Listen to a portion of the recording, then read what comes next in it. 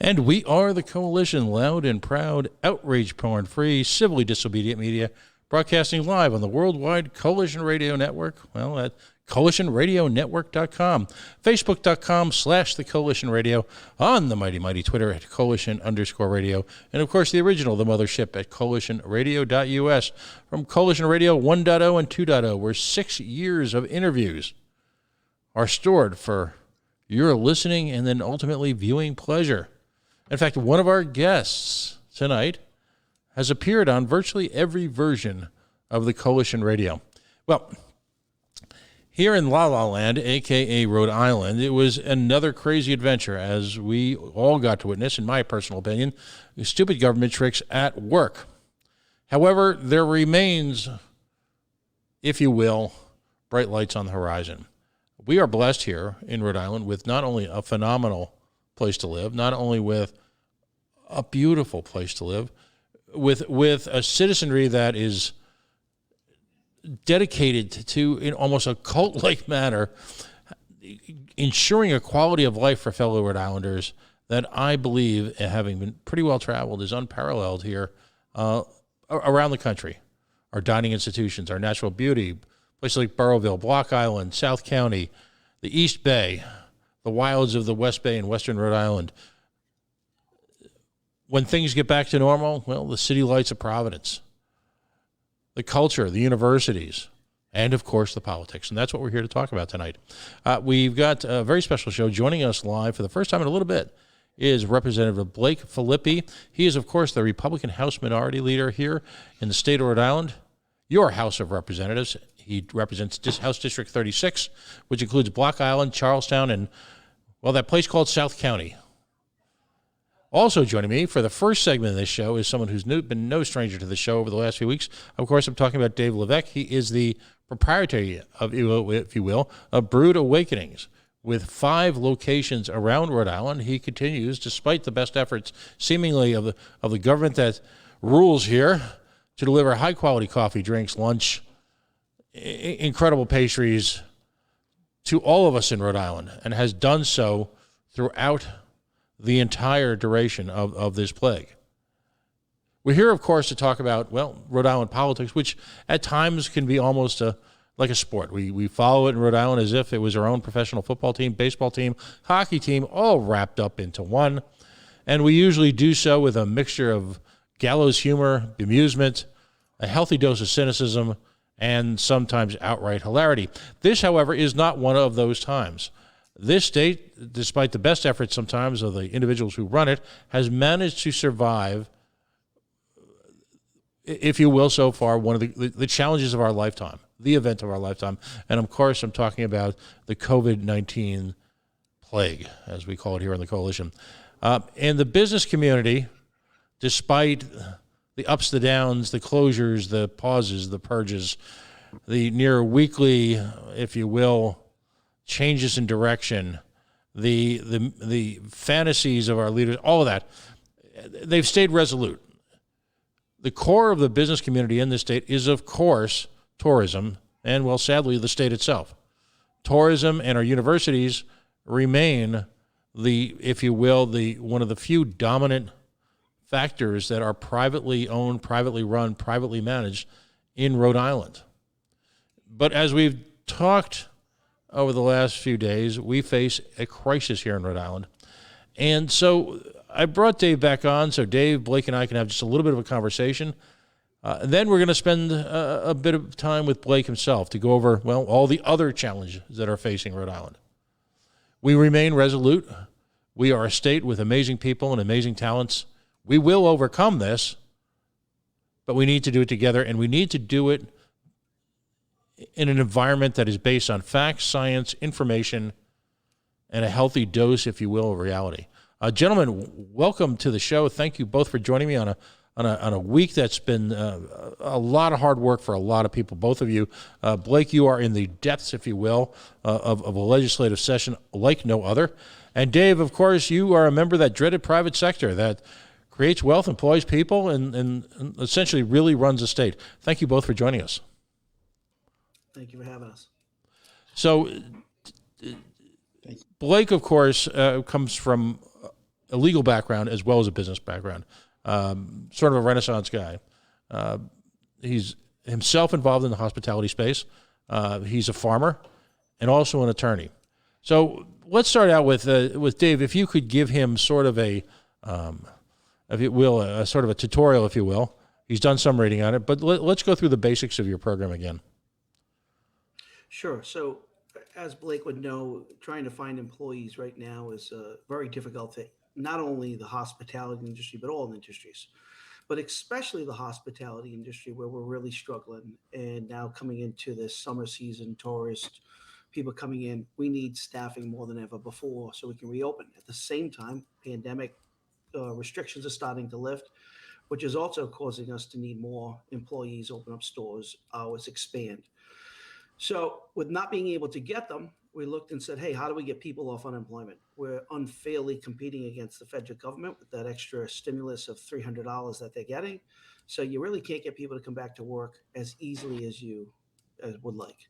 So, I decided to create a bill that's a real simple, basic, short term bill that's an opportunity and a job creator at the same time for people that are on unemployment. And the whole goal was to get somebody off of unemployment and moving forward in a career path or in a job position uh, for a longer period of time, not just a temporary job. So in this particular case, I created a bill that stated for every week that somebody goes back to work, whether it be at Luciano's Trattoria Romano or Gansett Wraps, and they go back to work full time, the state of Rhode Island would subsidize or back it up with an additional $150 check. So somebody making bare minimum wage would make 460 plus the 150. Those with higher skill sets, different positions, management, shift supervisory, advisory, or other positions of skill would make additional monies even greater than that. If this said employee maintained the job for at least 13 weeks, the state of Rhode Island would then kick in an additional 150 equal for those 13 weeks, which is a $1,950 check. So it was an incentive to say, hey, give up the federal money, come back to work, earn a little bit more by working, at a restaurant, hospitality, or a bar location, or any location. It's not just for us, but I'm talking about our industry. And the state of Rhode Island would be there to back that person up with a little extra money so they could do it. So by getting the $150 up front, worst case scenario, somebody be walking away with $610 a week. That's roughly around $15.25 an hour. Second, by getting the additional stimulus of $19.50 on the end, it would bring that person up to an average of $760 a week, which is about $19 an hour. So it's a good helping hand to get somebody out of an unemployment situation and back out into the market, and off and running. At the same point, I did this for two 13-week segments. So you could join the first one and you're up and running. And then people who either had to wait for the pandemic to get their shots, or they really weren't ready, or the business they were going to join wasn't open yet, whatever the circumstances were, they could join the second one, which would then bring you all the way to the end of October, which helps us get through this summer tourist season and have our business be successful. Now, in talking with Matt Weldon, Director of DLT, and Stefan Perea, Secretary of Commerce, about this on, I believe it was on Wednesday morning, they did present one little challenge, and that is that you can't use unemployment funds to back this up based on federal law, maybe state law too. So you have to find the funding source. Well, funding source could be stimulus money that's already been given to the state of Rhode Island, if there's some left, or you got $1 billion or whatever coming into the state, it could use that. At the same point, you're looking at spending about $1.5 million a week that the state would pay. We think we could get about 10,000 people easily back into the restaurant market, as quickly as next week if we had to. So if that's the case, the state would be spending about $1.5 million a week funding this particular program. By the time the program ended for the first segment of 13 weeks, the state would have spent about $39 million putting this together. Why do I think it's a good idea? A couple of reasons. One, if we put 10,000 people back to work in the restaurant market right away, which I think is pretty easy, might be 4 or 5 people on average per location. I myself can hire 30 full-time on Monday. It would generate at minimum $59 million of increased labor revenue to that workforce that rejoins the market.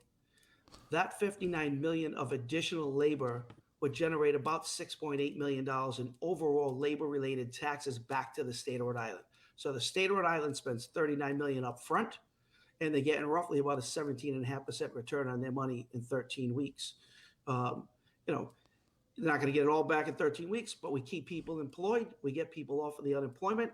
Now you're not spending the money on the unemployment side, and you get 10,000 people or greater back to work. Without this, here are the problems we face. You got restaurants that can't open, like mine, Providence, which I have a contract with Joe Palino for 100 Westminster Street. We don't have anybody to staff it. We can't open it. We have other stores that we have minimal hours, and we can't expand them. We have restaurants all over the place, from Luciano's, Gansett Wraps, Cello's, Cafe Nuovo. We can keep naming them. Everybody has a staffing issue. Now, if we don't fix the staffing issue and get people off unemployment back to work, what happens next? Well, now we start closing stores, or now you start putting out bad service and people don't come back. Now we have lost revenue opportunity. So less sales tax that goes to the state, less 1% sales tax that goes to the individual towns and cities. So the accumulative effect of going backwards will continue to spiral out of control if we don't fix this right away. One more thing. I know there's been several things talked about at DLT, Commerce Department, and even at the press conference today about tying the $300 the Fed has now and keeping people on unemployment, but letting them go back to work a little bit longer or make a little bit more money on at their job so they can still keep the unemployment money that they're getting. That's not a wise idea. And I'll tell you why. All that does is tie someone back to unemployment. That ties an employee back to the federal government getting a handout. What I put together is truly a job creation opportunity to get somebody out in the workforce. You got 13 weeks of support. Take the training wheels off. You're up and running. To have an employee tied to unemployment and still collecting that federal money going on, that employee starts to look at, I can only work 20 hours. I can only work 30 hours. I'm working too much. I don't want to work Friday. I don't want to work the weekend. I want to take off and go to Block Island, not work at Block Island. That creates a problem with every single restaurant business that I talk to. There's not one person that supports that idea. It might sound good. It might sound easy, but it's not the right thing to do. This particular plan, I don't care how the state of Rhode Island gets the money. They got to find the money, and they need to enforce and put this plan immediately into effect so we can get people back to work. I drove by today over by Vonda in West Warwick, or Warwick there at the Rhody where there's Cumberland Farms. Cumberland Farms, major organization, closed down. I believe there's another restaurant that I heard about today, Laura's Bar. I believe she had 2 locations, had to close one of the locations down, no staff. It's going to continue to multiply, especially with more and more people coming back or into the state and businesses taking more of that staff. If we don't get the people off unemployment, it's just simple mathematics. You're not going to be able to keep businesses open. You're not going to reopen some of them, and we're going to all suffer in either service, sales, or even being in existence in business in the future. And then that affects people working now. What happens if I close a Brewed Awakenings? You're going to put more people out of work. So that's the plan. It's simple. It's easy. It's actually too simple, but it's easy. Get somebody out, give them 13 weeks of support. That allows a person to get some training in a job. Do they like the job? Improve their skill set, negotiate higher pays and wages, take on different positions. And at the end of it, the state backs you up with another $1,950 check. It's awesome. It's $760 a week total at bare minimum if somebody's working full-time, obviously prorated if somebody does work part-time, but it's simple. But to tie unemployment or to tie the stimulus money that the Fed's putting now for somebody to go back to work all the way to September or October, however long they're going to run that for, is not the way to go. I know it sounds easy. They like to do it. The state of Rhode Island, in this case, has to step up. If they can spend $39 million and put 10,000 people minimum back to work, and that's a number I think that we could easily achieve in the restaurant hospitality field in the very near next few weeks, the return that they're going to get on money from that labor is awesome, and it helps restaurants survive, stay in business, and grow, and which is much needed in our economy. Blake, in a real sense, again, as I mentioned in the onset, you're in the throes of this legislative session. You're dealing with this Green New Deal. You're dealing with voting issues. You're dealing with legalization of cannabis. You're dealing with the potential onset of this multi-billion-dollar money bomb that's about to hit the state. So in a real sense, you're juggling about 30 different balls in the air right now. But what's your initial response to this style of legislation? It's interesting. It's government intervention in the marketplace has created this shortage of staff. And I like the notion of having government intervene in a way that David described, where they won't be taking away the workforce from businesses that need them. For instance, if unemployment wasn't available, Dave would have people knocking down his doors to work. But because government's intervening in the marketplace and having unemployment much higher than most people can pay, I think this makes sense to have government come in a way that saves businesses and gets our economy moving. Hopefully this is all going to be done by the fall. But right now, people are suffering, businesses are suffering, and I like this idea. I haven't heard the other side, right? My job is to hear all sides. But the numbers are kind of hard to argue with, especially when we have $1.9 billion of federal stimulus coming in. I don't know why we wouldn't spend $39 million of that to save the goose that lays the golden egg in this state, and that's our hospitality industry. Right, and the sheer generation of additional taxes, you're talking about an additional 8% on taxes. You're talking about hotel taxes. You're talking about the myriad of taxes that are part of our everyday life here in the state. And I often talk, Blake, in terms of the multiplier effect. There is no other industry in this state, in my humble opinion, that creates wealth almost instantly in the communities with which they reside. Industries and businesses like Dave's are buying a lot of their supplies locally.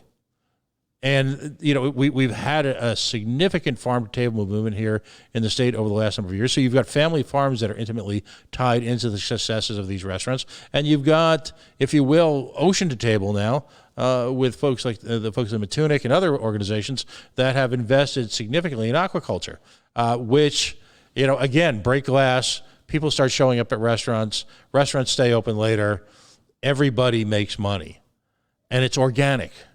It's celebrating the notion that our most important business sector that we give lip service to all the time. I mean, how many times have we heard? What's the famous line? Small business is the backbone of the Rhode Island economy. And then, state government works to essentially eviscerate it, despite yours and a handful of others' heroic efforts. You're out on Block Island. You're intimately involved in the hospitality space. What are you seeing out there? Are you hearing similar complaints? The same thing Dave described. No one can find staff. And you've got also limitations on the presence of foreign staff, correct? I mean, particularly in Newport, where... Yeah, Go ahead, buddy. Oh, sorry. Because of COVID, the H-2B and the J-1 visa program, which people usually use to supplement their domestic workforce, that's severely restricted this year. So it's kind of a double whammy. Right. What is the process? And, the late, great Vincent A. Buddy Cianci used to refer to this as making the sausage. Blake, from your perspective, what is the process necessary to make this happen? And we'll remove the personalities for the time being and the quote-unquote politics on it. But from a sheer process perspective, what has to happen? There needs to be energy behind this idea.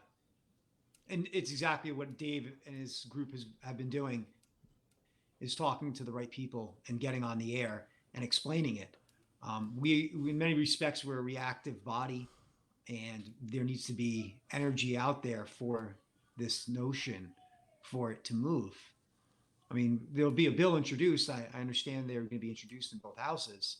But there's bills introduced in both houses all the time. There needs to be juice backing this. Do you see yourself as someone, and I'm not trying to put you on the spot, but as someone taking this, the sports cliches aside, I apologize for them in advance, but if this is a bill that clearly that you can embrace and work with and mold and get this through?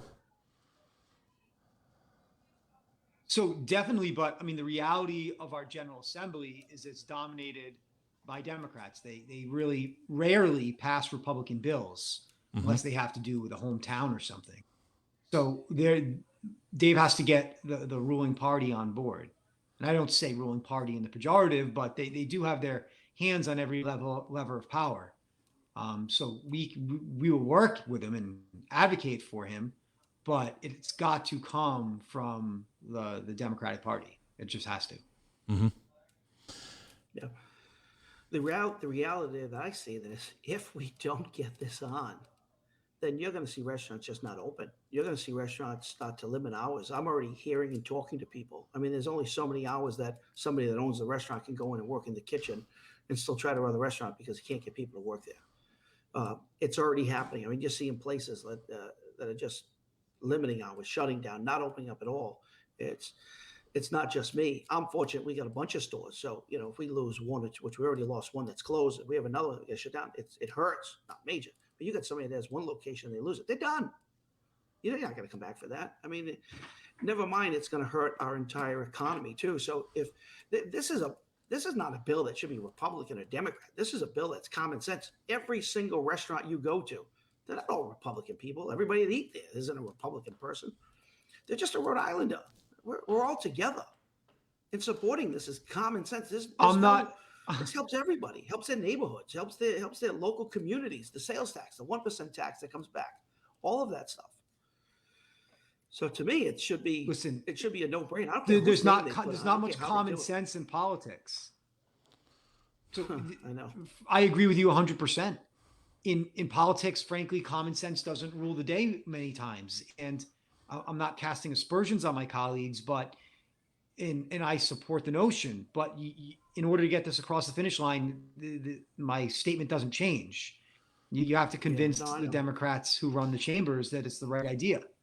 And I mean, your facts are good, but Pat was asking about the process, and frankly, that's the process, good or bad. That's just that's the way it is. Dave, who is bring us up to date? Who is sponsoring it? And also, before we sign off on this, speak briefly to the prospects of it being also a job training opportunity for young people to, just because of the sheer volume of work, have an opportunity to learn skills in the hospitality business that at a very high level.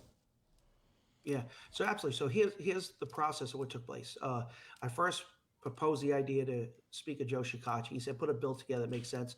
I'll at least do what I can to get it on the floor, get it heard, or whatever that process is. So I did that last Friday, ended up giving it to him. I submitted it, or also gave it to Senator Frank Lombardi, who read it, said, wow, this is pretty cool. Let's jump on. He became the first sponsor. He sent it off to, everybody up there at the state level. Barbara Ann Fenton Fung decided to come back on as the House side sponsor. The majority leader liked it, said, all right, let's get this thing written, and married it, I guess, in both houses to be written and wrote. That took place, and now we actually have a bill in hand. And I thought today we'd have a bill number, but maybe it'd be tomorrow or whenever. So all that's in the works. And yes, this is not only an opportunity, not only a job creation bill, but it also allows someone to go and learn some real work skills in any business, not just the hospitality, although that's what we're talking about because that's what we're in, but it could be any business. So essentially you could have somebody hire a person for whatever skill set, wage rate they deserve or earn or negotiate. And then you get the state standing behind them saying, hey, we're going to give you some support for the next 13 weeks to really get up and running. And boom, there you go. You're off and running. Now you either stay in that job and moved up, or you're like, wow, that didn't really work out, but it gave me an opportunity to go to the next position or the next job. But at least you got off unemployment. And that's what my whole piece is. It's let's get people off unemployment and create real work opportunities for them right now. And this does it quickly, but it's not something that can take 2 or 3 months to do. Man, this bill's got to be heard. And by the end of this month, it should be passed. And it should be up and running for next month at the latest, if not then you're just going to see restaurants giving up and complaining and screaming and shouting because they can't survive. If you can't have people working, and we're at that. We're at points where we got days where we don't have enough people to staff. What do? We've been closing early. Warwick, my number one location, we had to close 2 hours early, 2 days. What's next? We've heard Dunkin' Donuts. We heard Denny's is closing early. You got Starbucks closing down early. Restaurants going out of business or can't stay open. Just a matter of time. So I'll do my best to keep telling people. I'm trying to hit any talk show I can possibly get on. I'm on another one tomorrow morning. Pat's been great listening and opening up the airwaves for us and really promoting it and bringing attention to this at the different news conferences that are taking place. And believe me, I am pressuring every single person I talk to, and it doesn't matter, Republican or Democrat, male, female, doesn't matter. Every single person I bump into, every restaurant owner, they got to get out there and talk to their representatives. They got to call their senators and really promote and push this. And listen, it's just as important for the worker that's employed right now as it is for the guy that's unemployed. Because once you start closing down stores, you can't just relocate everybody to another location. And then you end up being a job killer just because we wanted to play politics. So this is one time. I really think that the governor should try to do what he can. Look at this or something like this and jump in and really push this thing through right away. There's no time left. Zero. It's got to be done. Dave, listen, thanks again for popping in tonight.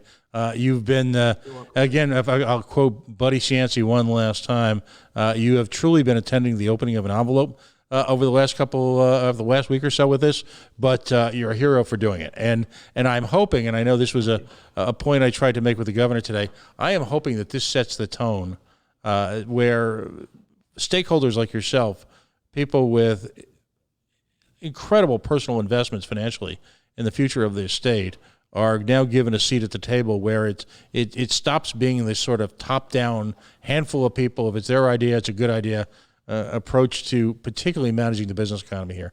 I can't stress that enough, that we're all partners in this mess we find ourselves in. It's going to take, here's the cliche, it's going to take teamwork to pull us all out of it. So Dave, thanks again for joining us. Pat, thank you. Representative Filippi, thank you very much. See you guys later. Have a great night. Good to see you, Dave. So, wow. So there we are on that. So, Representative Filippi, Speaker Filippi, if you will, thank you again for joining us. It's been way too long. You were one of the first folks to appear on this show years ago when you first made your entrance into Rhode Island politics. It's been a wild ride for the last few years, but let's get down to some analysis here. From your perspective, and again, you occupy a variety of spaces in the state, not just as a legislator, but as a business person, as a in the hospitality space, a farmer. If you were to give a report card right now on and adjusting, of course, if you will, curving the grade for the presence of COVID and the plague, what kind of report card would you give Rhode Island? Oh, wow. C, maybe. A gentleman C? What was it? Is it Rhode Island government? Is it the people of Rhode Island? There's a lot there. Mm-hmm. What was one of the things? You'd get a grade and then the teacher would comment, right? And my comment would be not living up to his or her potential. Absolutely. I'm... Both of you and I have lived in a lot of places. We're well traveled, I guess is the nice way of saying it. I can't really comment on another community, another state, another environment that has more unrealized potential in America than Rhode Island. Now, do you feel that's too strong a statement? No, you're spot on. It could be so good. It could be so good here. And we just do the sucker bet all the time. Let's take it step by step. There is an astonishing amount of legislation being posted at a time when our fundamental civil liberties have been abridged. How's that for a nice way of saying it? You touched on this at your press conference yesterday when we ran into each other again. What What's your perspective on this type of intense legislation in a period of time when citizen access to government is extremely limited? It should not be happening. We should just be dealing with the pandemic, and that is it. We should not be affecting fundamental rights, and we should not be affecting the structures of our government, which we've been doing and just jamming things through. That's a problem. People can't get into their state house. They can't get their voices heard. They have 1 minute to call into committee hearings to voice their piece.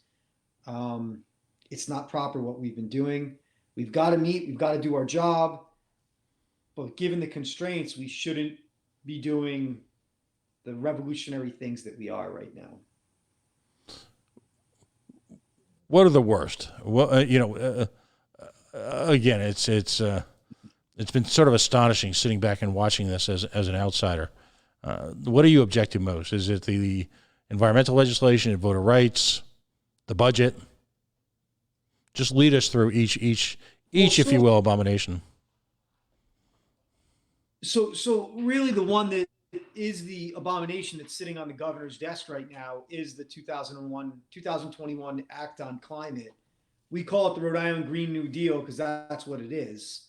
The Green New Deal, proposed by Alexandria Ocasio-Cortez, was just a resolution stating principles. We took those principles and put them in the law and delegated to the executive branch, unelected bureaucrats, the lawmaking power to meet targets which are just not meetable, emissions targets. And in order to reach these targets, they're coming after everything you do because there's no way they can even get close to reaching these targets without doing that. Your home, how you heat your home, what you drive, how your municipalities grow, and it's going to hurt poor people the most, frankly. Governor McKee has maintained that because of the reasonableness, if you will, of his administration and his presence, that this extra legal body that's been created to administer our reaction governmentally and business-wise to the challenges, if you will, of global warming will be reasonable. Am I missing something here? Is Governor McKee going to be with us forever? Is he, in fact, governor for life? Or is there a possibility out there somewhere that at some point in the near future, we will, I don't know, elect somebody else? And their approach to this might not be so reasonable. Am I wrong there? What am I missing here, boss? So there's really two problems with Governor McKee's analysis, and he's wrong on multiple levels. The first one is the analysis you just did. There's a gubernatorial election in 2022, one in 2026, one in 2030. The problem with this legislation is that no matter who your governor is, this legislation mandates that they come up with a plan to get us at 45% below 1990 emissions by 2030, 80% below by 2040, net zero by 2050. And if they don't come up with that plan with, quote, economy-wide enforceable mandates, if they don't come up with that plan, anyone off the street can sue them and force them with an injunction to come up with that plan. So even if there's a plan that's economically ruinous, will destroy this state, they have to publish that plan, even if they hate it. And then once they publish that plan, all bodies of state government have to enact regulations to carry that plan out, even if those bodies of state government hate it. So they've started something, they've started the wheels moving here, Pat, and there's no off-ramps, no matter who your governor is. One of the things that folks who may have just met you in the last year or two, particularly in your rise to the House Minority Leader, may not realize is that you have a very strong background in constitutional law. You worked with the 10th Amendment Foundation. It was part of your experience at Rutgers Law. Does this exist anywhere else that you know of? Does this pass constitutional muster? A lot of us who are, armchair experts, as I like to say, I'm not an expert. I literally try to play one on the radio. We say to us, I can't possibly be constitutional. Is it? And is it happening somewhere else? So Massachusetts has something similar. I believe Governor Baker signed a similar version into law last week. They had something like this, not as much of a delegation of legislative authority as this. So the constitutional question with this revolves around, can the legislature delegate away this power?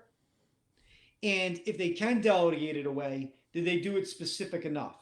So our Constitution, Article 6, says that the legislative powers are in our General Assembly, our elected representatives. Mm-hmm. And there's a lot of case law out there about when they can delegate that power away, that legislative authority. And all that case law has developed around the regulatory state, right?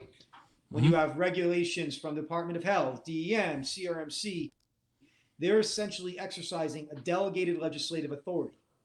Now, the problem with this delegation is that there are no Jersey barriers on it. It's undefined in scope. It can touch anything. So I think there's a substantial argument that this isn't lawful. This is not a lawful delegation because it's extremely broad. It basically delegates a legislative authority over everything having to do with emissions. That could be anything. And there's no speed bumps on it. There's no really walls saying that they have to operate within these lanes, within that broad delegation. So I would think that once the governor is forced to come out with this plan and the state agencies are forced to enact this plan, and when they put the squeeze on somebody, that somebody is going to be suing and saying that this is an unlawful delegation. And I hope to hell they win. Dan McKee is an intelligent man. He's been very successful in a variety of spheres of life. He was a successful mayor. He was my mayor. I always called him Mayor McCheese then, so I was the first one on that. But he ran a tight ship. When you see him in operation at a press conference today, it's clear he's in complete control of if you will, of the facts. But what's baffling to me, and I'm going to ask you to make a political judgment here, what's baffling to me is he is already developing a trait, from my personal perspective, of understanding the facts, simply choosing to ignore them on a variety of issues. Is this purely a political move and damn the consequences, despite his, I believe, clearly understanding what the ramifications are? Is this just a way, as some people are saying, a way to somehow get past the progressives in the upcoming gubernatorial primary?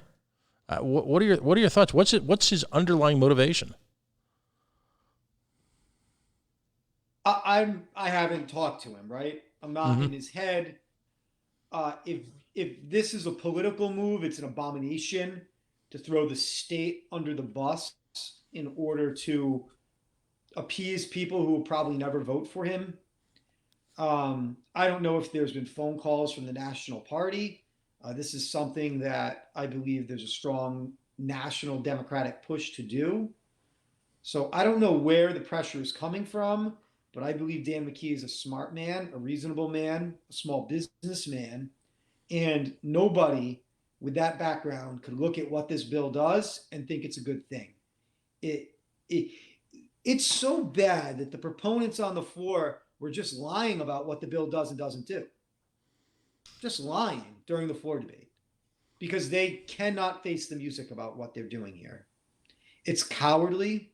It is basically delegating our responsibility away to people who are being forced, because we mandate the targets that they have to meet, who are going to be forced to take all the oil heat out of homes. Our urban core, most of the poor people in our state heat with oil. They're going to have to pay tens of thousands of dollars to take that out and put electric heat in. And the representatives and senators know that no representative or senators would ever be able to vote for that. So they essentially put the hot potato in someone else's hands and prevent them from saying no. It is the height of political cowardice. And I've been up there for 7 years. This is absolutely the worst piece of legislation that I have seen, and not just passed, but just seen introduced. I can't believe it's passed. And I can't believe Dan McKee is not going to veto it. It's disgraceful. The bill is disgraceful, and the people who are pushing this really need to take a look in the mirror. When you say a significant point of order question, if you will, in terms of representing the nature of this bill, I'm trying to avoid the lie word for a second here. I'm supposed to be the host, but has been specifically the loss of control over one's principal asset in our world, if you will, in our society, and that, of course, is someone's home. Why are supporters of this legislation, why are they openly denying those basic, to me, undeniable facts? Is it just to put the squeeze on to get it through? Yes. Yes, because they have to deny what this really does, because the heat would be, I mean, there's a reason they rushed it through, Pat, right? There's a reason they rushed it through in the session when no one can come in. No one knew about this. It was, blasted through the House Environment Committee on the floor 2 days later or 3 days later, like legislative days later. And the simple fact that they're misrepresenting and saying this only affects government. Only affects government. You have the sponsor saying that. You have the chairman of environment saying that on the floor, and they either don't know what the bill does, or they're being deliberately dishonest, maybe. But it's going to touch your home. There's no way we can meet the mandates, the greenhouse gas emission reduction mandates, without coming in your home. Impossible. Can't happen. You're an idiot if you think they can get 45% below 1990 levels by 2030 without touching your heating systems. 80% below 1990 by 2040 without touching your heating systems. It's not possible. Right. And so where is it proposed that the money come from? And of course, I'm going to use this as an opportunity to segue into the money bomb that's on its way. Where do they propose that the money come from when you're looking at a state who right now, by some definitions, are looking at what's the George Carlin-esque term that they use right now? There's about 40% food insecurity, which is a really nice, clean, polite way of saying that there's people are malnourished right here, probably within walking distance of this studio. Who pays for all this? They don't have an answer. Their answer is, this is going to put us in the front of this technological wave, right? If there's a technological wave that makes this stuff efficient, people will install it. The market will take care of it. Trust me, if I could heat my house with electric cheaper than propane, I'd be doing it. And if I could drive an electric car around and it would be cheaper than my gas guzzling truck, I would do it. But they don't know where the money's going to come from. It's all theory to them. It's like, oh, the world's going to change. The world's going to change. I've been hearing for the past 30 years that we were at peak oil, that we were out of natural gas. It's done. But they're just, it's a religion, Pat. It's a religion. Which, of course, brings us to the next religion that's celebrated here in Rhode Island, and that is living on the verge of a nervous breakdown, waiting for the next federal bailout. And, as someone who has openly contemplated, if you will, that time was running out, now we're going to get 1, 2, 3, as they say in the Cumberland tree, $4 billion. Who knows how many billions of dollars? When you and I chatted yesterday at the press conference, there was a moment when we looked at each other, and despite the fact that we've known about this now for a couple of weeks, there was this bleep moment when you contemplate the size, the fluidity, the composition of the trough that's being built right outside the State House right now. I am convinced that there will be a generational wealth transfer that takes place in Rhode Island for the pure benefit, if you will, of the ruling class. Blake, something I've, since we've last talked, I've sort of come to is the notion that the true 1% in America is not the investor class per se. The true 1% is, in fact, the government class. The government class is protected from all the exigencies and challenges of day-to-day life. They get their benefits. They're, as we've seen in Rhode Island now, for a year plus, despite economic tragedies taking place on a daily basis, their jobs, their lives, their paychecks, their benefits have been completely uninterrupted. All that's missing in Rhode Island, as far as I'm concerned, is the dollar stores and perhaps the really crappy Russian cars. Or, sorry, I think we'd be living, if you will, the Russian apparatchik dream with the DACA out somewhere in Foster, Gloucester. I don't even think I'm exaggerating. What's heading down the pike to us with these $2 or $3 billion? Well, I mean, the $2 or $3 billion is going to be used to prop up our bloated government, to prop up all the bad decisions that have been made over the years, to give us an $11.8 billion budget. It's basically $11,800 for every man, woman, and child you see. That doesn't even include your local property taxes. And the government class is desperate to perpetuate that bloated system. And so all that money is going to go to their friends. It's going to go to their programs. And none of it is going to flow down to the people who are suffering the most. You're just going to have to deal with it. I think it's wrong. There needs to be real relief. Like this relief David Levesque was just talking about, right? It's $39 million to save thousands of restaurants. You think the government class wants to do this? I mean, we might be able to get it done if the pressure's real, but they've got other ideas for that $39 million. And it isn't Dave Levesque and the people who have sacrificed their lives and fortunes to do business in this state. It's not them. What should the priorities be? Let's assume that there is a massive intervention of common sense, not unlike the one I think it was a few years back that I actually recently saw the tape where I described the need for an economics intervention, which was, and back then you could joke about these things, where we did a lockdown on the State House, and I handed out free copies of the Samuelson Eco 101 text. And the smirk, it was in front of House Judiciary, and your smirk at that time lit up the room. I think you had to put your head down because of the sheer utter stupidity of the statement. But if Blake Filippi is in charge tomorrow, what do we spend that money on, from your perspective? Clearly, a lot of it is tax relief. The people need money. They need to stop paying taxes. And then if government is to spend any of that money, it's on capital projects. It's not perpetuating bloated government. It's I think you had mentioned the tobacco settlement money, right? Mm-hmm. All that money came in here, and instead of doing capital projects or taking care of people who were sick because of smoking, we just grew government and grew government. And guess what happened once the tobacco money ran out? We didn't shrink government. We taxed more. I'm still waiting for the sales tax to go back down to 6% because of DEPCO. Mm-hmm. Oh, there you go. Wow. Right, remember that? It was like, sales tax was 1%. Just to bail out the banks, bail out the credit unions. And once it's over, we're going to reduce it.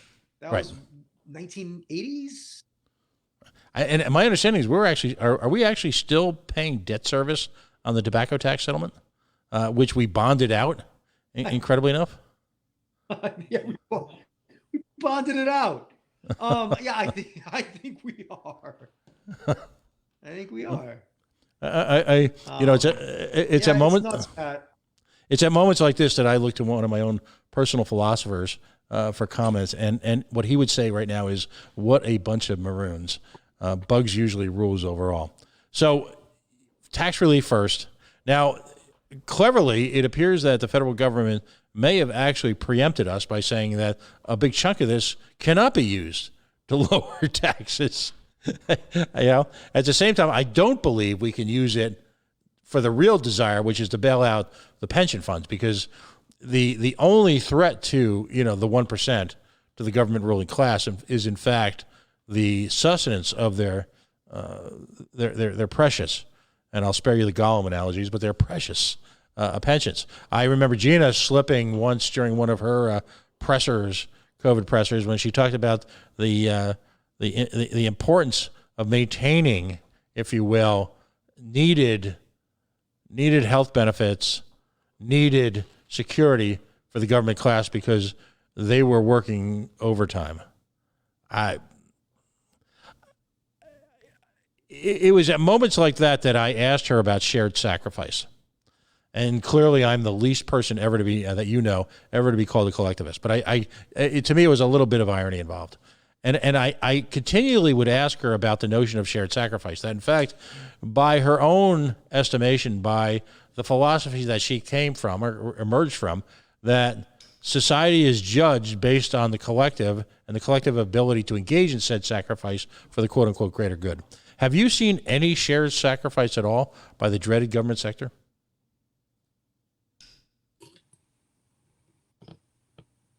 No.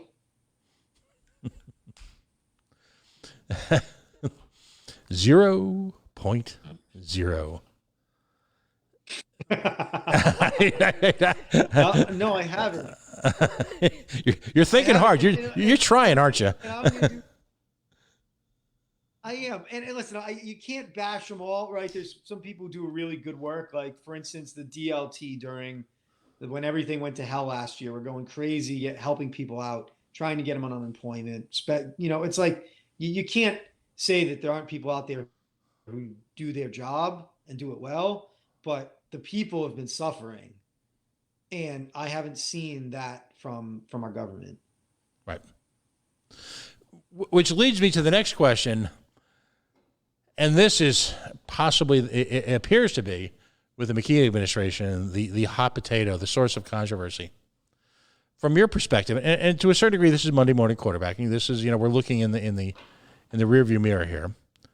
But from your perspective, the government shutdown, the 15-day flattening of the curve, which I believe we just celebrated the 13th month anniversary of, in retrospect, was it appropriate to have the type of thorough shutdown of the private economy in the manner in which it took place? Oh, I'll start at the end. The manner in which it took place was frankly outrageous, right? The first 2 weeks, the first month, I get it. I was scared. I thought it was the 1918 flu. Mm-hmm. We didn't know what this thing was. It was smart to do what we did. But then they perpetuated this system of executive fiat, rule by executive control, staying in a state of emergency for 13 months, and a General Assembly that absolutely abandoned its responsibility when it was needed most. I'm embarrassed as a legislator for what we did during 2020. Has it gotten better in 2021? Yes. But that's too late. It was an embarrassment, and the people should be ashamed of their representatives for what happened during 2020. Is there any restoration of oversight taking place from your perspective at all? Minor. There's a task force that is looking at the vaccine, making sure that they're getting the vaccine out. And, that's one aspect of this state of emergency. I feel foolish even calling it that because I don't believe it's a state of emergency anymore. It hasn't been for a long time. There's no real oversight.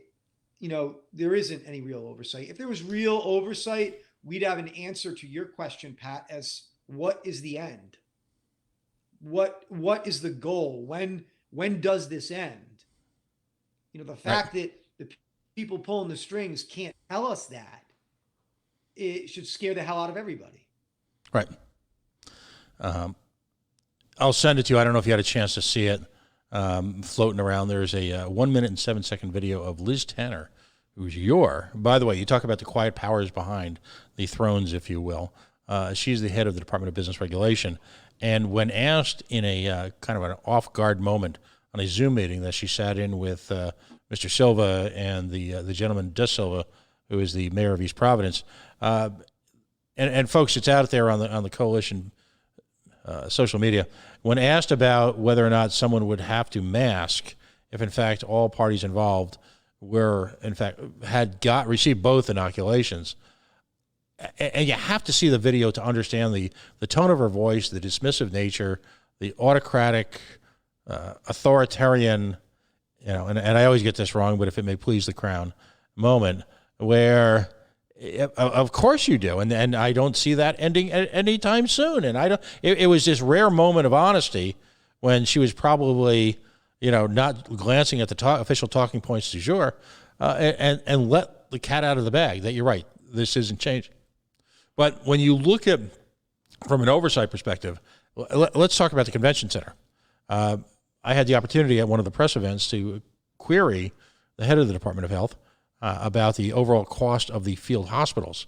Astonishingly, and I even mentioned at the time I was just looking for a ballpark. I wasn't asking for a general ledger breakdown. Astonishingly, she had no idea. It was one of those moments where they kind of all stared at each other blankly, and I realized that there was absolutely no management skills at work. I'm not sure what we're going to find when and if true oversight happens, or if this is going to be another one of those examples where we, let's just get this behind us moments. But astonishingly enough, we appear to have spent in excess of $31 million on field hospitals, including millions spent at the convention center. Now, again, I'm going to put you on the spot because that's what you and I seem to have fun doing to each other.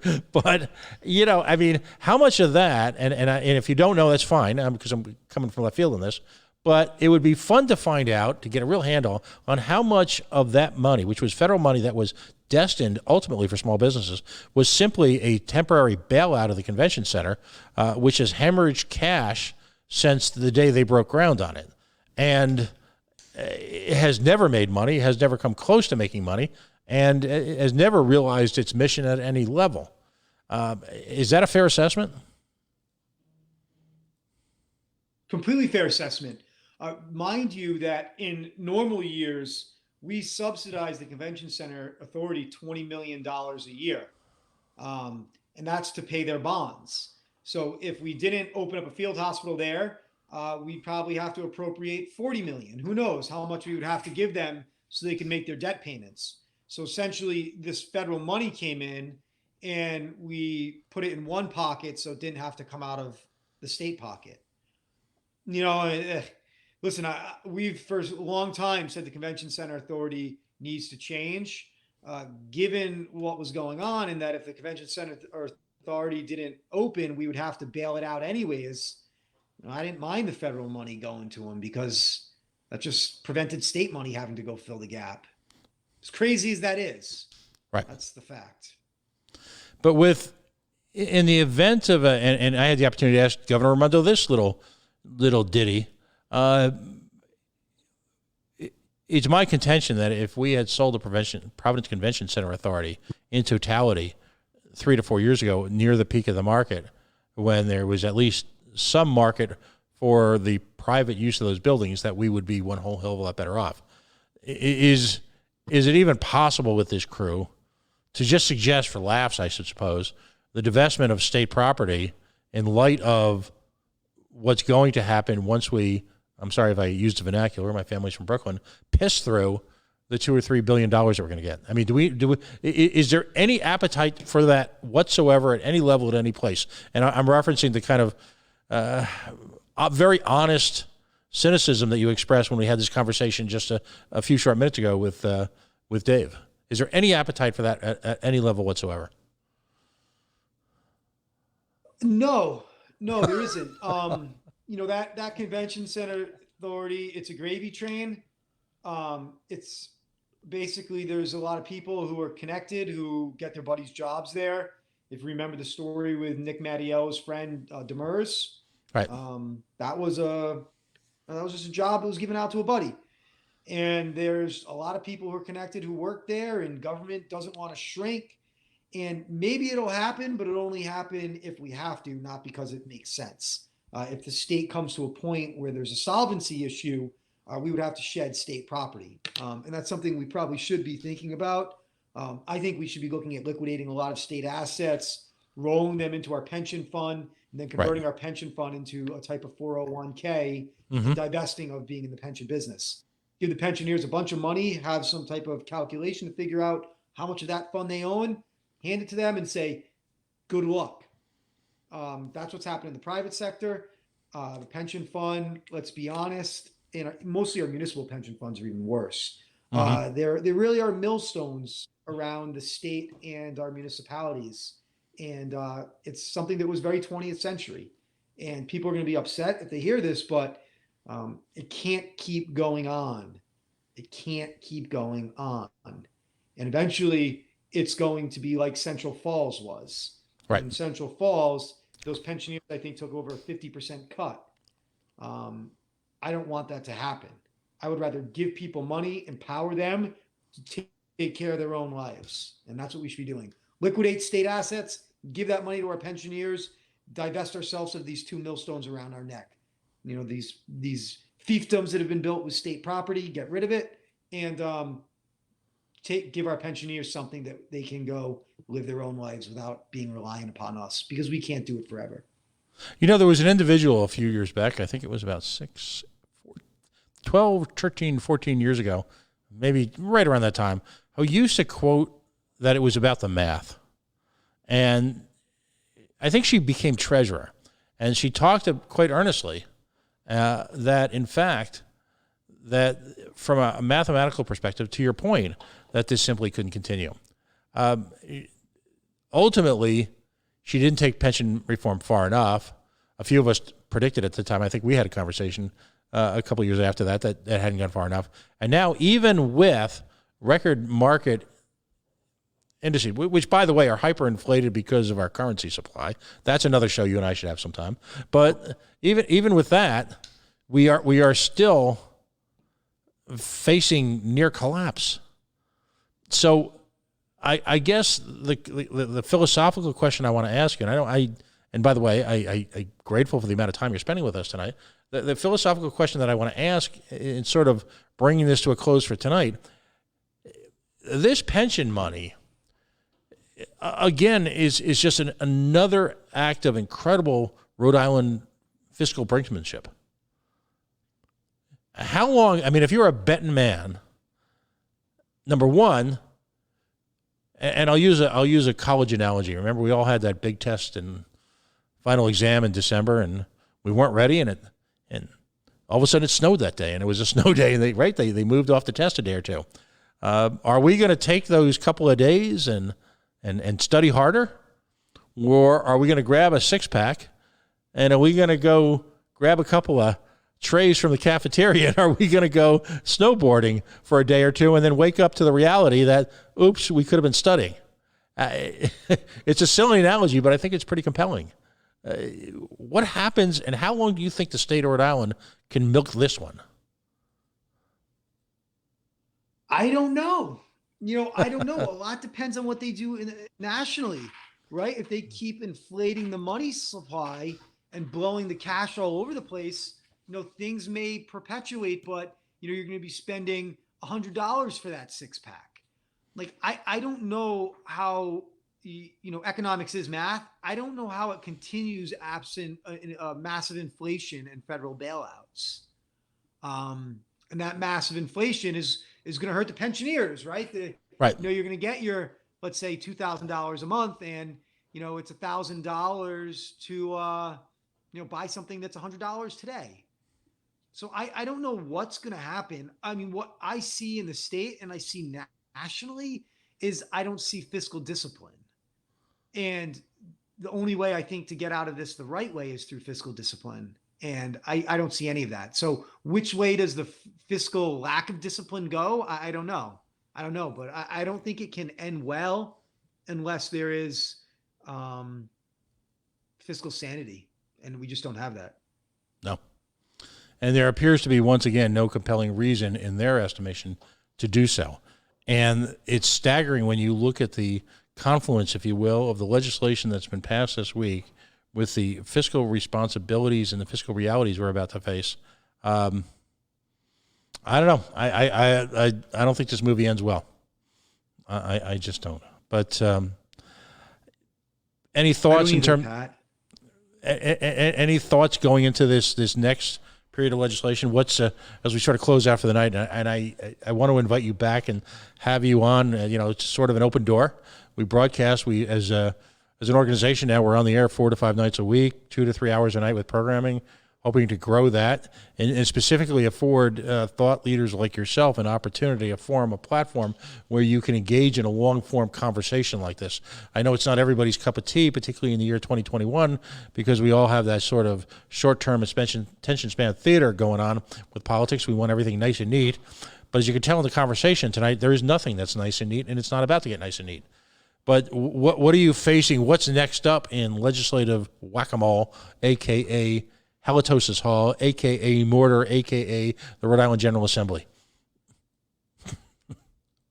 They're coming for the charter schools, and they're coming for your right to defend yourself, your family, and your communities. Mm-hmm. Oi. Yeah. Anyone miss Nick Mattiello yet? Just thought I'd throw that out there. You don't have to respond to that.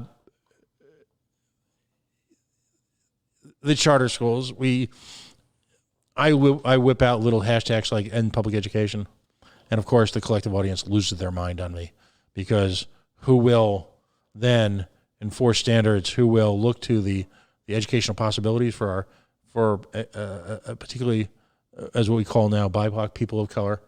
Who will ensure that there's equity in the school system? And of course, anyone with a conscience and who's paying attention points out that none of that exists now. And your reaction to this statement, I don't think, even in a libertarian paradise that my mind sometimes goes to when I need a happy place, right? Which will be in about 5 minutes. I posit that even if my solution, which of course is not even charter schools, I'm beyond that, as you can imagine. I just believe in complete private education. Even if private education as a replacement for public schools in Providence, Rhode Island, and a great part of Rhode Island, were an absolute failure, I don't think it's possible on any level, whether it be humanity, education, civil rights, I don't think it's possible to be worse at any level with any solution to any idea than what exists right now. What's your reaction to that? It's the civil rights issue of our time, and we're massively failing our children. Martin Luther King says, what does it profit someone to be able to sit at an integrated lunch counter if he can't afford a hamburger? Economic opportunity is necessary to enjoy the fruits of legal equality. And in order to have economic opportunity, you need a good education. And we are denying generations of children the futures that they deserve as citizens of this country. It's cowardly. We've let them down, and no one's doing anything about it. The state's been running the Providence school system for a year and a half now. What changes have you seen? What, they're arguing over a contract? Right. They took over the Central Falls School District 20 years ago. It's one of the lowest performing school districts in the state. It's a civil rights issue, and we are failing, and it's mostly minorities who are losing their futures because of it. Right. And finally, as you pointed out, the right to bear arms, the right to engage in one's self-defense, which I will point out to you, I'm post-constitutional. It is a natural right. Folks like Brenda Jacob and Jen Moffitt and all those folks at the Yellow Shirt Brigade and too many people to name have done an astonishing job over the last 5 to 10 years, sort of holding the barbarians at the gate. Does the Senate version of this provoke a resurgence of the attempt to pass the bills that were put on, if you will, on vacation for further review, as we used to say? Or are they still hell-bent to continue their jihad on that most basic civil right? If we learned anything from the past 2 weeks with the Green New Deal, is that these people are going big. They're not waiting. They're not nibbling around the edges. They're going for the whole cookie.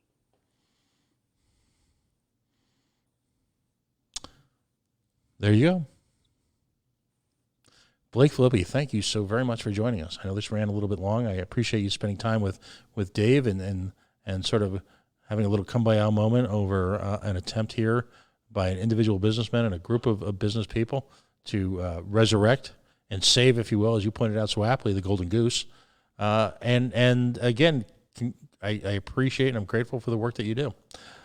It continues to be, there's a level of nobility attached to it in a organization that is so thoroughly failed, so thoroughly amoral, so thoroughly absent in any sense of responsibility to the very people who depend on it, that to even maintain any sense of decency is truly laudatory. So I appreciate your effort, and I'm certainly grateful again for you having spent time with us tonight.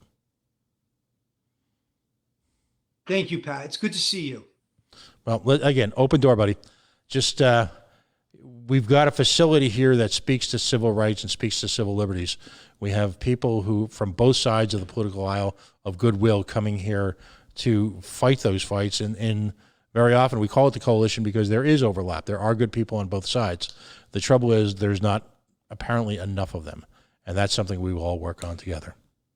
We are the Coalition, loud and proud, outrage porn-free, civilly disobedient media, broadcasting live on the worldwide Coalition Radio Network. Well, at coalitionradionetwork.com, facebook.com/the Coalition Radio, on the mighty Twitter at Coalition_radio. Folks, we've decided to throw our name in the hat with everybody else, it seems like, in Rhode Island on that whole Rhode Island Monthly thing. So if you're voting on it and you want to stir up some stuff, vote for the Coalition Radio Network for best news blog. Imagine if we had if a small government, libertarian oriented, civil rights related, personal respect demanding, body autonomy respecting organization actually placed somewhere here in Rhode Island. So have some fun with it. Folks, we will be on the air again tomorrow night, hosting some national libertarian shows. But we thank you for joining us this evening. This marks the end of tonight's broadcast. Have a wonderful night, and we'll see you soon.